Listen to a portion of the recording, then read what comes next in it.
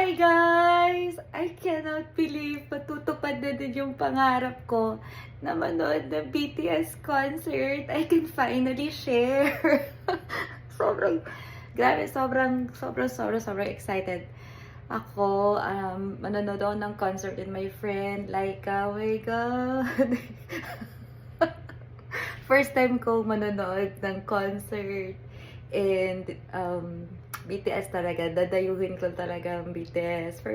Para sa BTS, oh my God, hindi ko matago yung aking excitement as an ARMY. Alam mo yun, dati pinapangarap ko lang talaga sila. Pero ngayon, parang I cannot believe na I can afford na to buy a BTS concert. At mapapanood ko na sila dito sa States. Oh my gosh. So, yung friend namin, si Tintin, shout out to Tintin. Tintin, I love you so much. Siya yung nakasecure ng number sa queue para makakuha kami ng seat.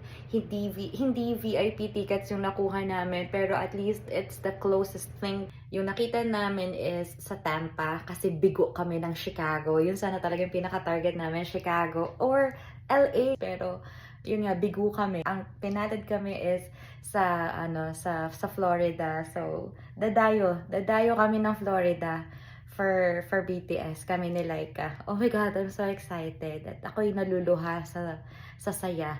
Like, an excitement talaga. At gusto ko na talagang ma-share finally. Makikita ko na si Jin in person, in live. At yung buong BTS talaga kasi lahat sila talaga gusto ko.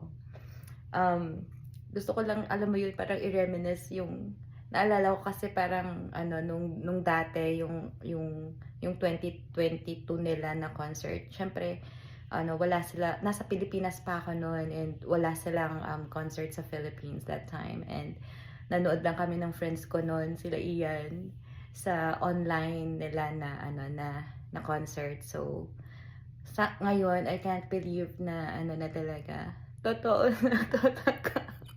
Manonood ako ng concert ng BTS. Oh my God. Sobrang happy sa lahat ng mga ARMYs.